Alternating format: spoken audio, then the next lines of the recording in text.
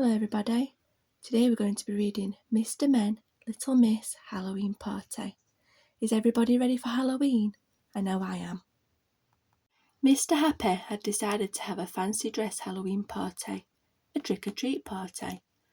He spent a whole day decorating his house. He hung bats and spiders from the ceiling and cobwebs from lanterns. There were creepy crawlies on the walls and a witch in the fireplace. Mr. Happy spent all afternoon carving as many gruesome-looking pumpkins as he could. Two of them looked rather familiar.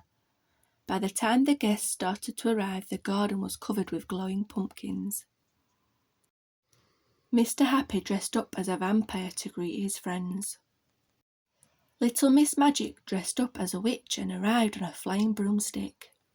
Mr. Bump looked like he had dressed up as a mummy, but actually, he had just had a lot more bumps that day than usual. And there was someone dressed as a ghost, but nobody could work out who it was under the sheet. Mr. Happy had laid a whole table of treats for everyone and a black cauldron full of fizzy drink. There was green jelly slime, strawberry jam blood sandwiches, meringue ghost and gingerbread skulls. There was games to play as well, like bobbing for apples. Mr. Noisy won easily. Well, he does have a very big mouth. They played pin the tail on the witch's cat. Be careful, Mr. Muddle! And they all admired each other's costumes. Mr. Nosey was very curious to know who the ghost was. Go on then, he said to the ghost. I give up. Who are you? Wordlessly, the ghost rose up into the air. Little Miss Giggle giggled nervously. Oh my, she squeaked. It's a real ghost. Don't be silly, snorted Mr. Snooty. There's no such thing. The ghost laughed an eerie hollow laugh and rattled its chains. Everyone looked scared. But not as scared as when they saw the ghost walk through the wall. There was just the sheet left. There was no one there. Mr. Brave screamed a high-pitched scream. And then suddenly Mr. Impossible appeared out of nowhere.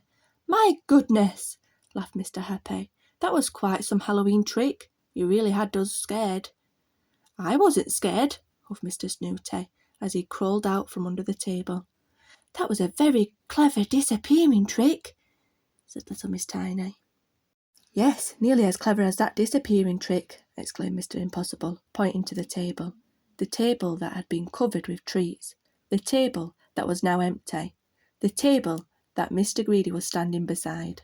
A rather guilty-looking Mr. Greedy, a Mr. Greedy who couldn't help himself, a Mr. Greedy with a monster appetite. I hope you enjoyed the spooky story we read today. Don't forget to comment down below what you are going to be dressing up as for Halloween. Okay guys, bye bye, thank you for watching.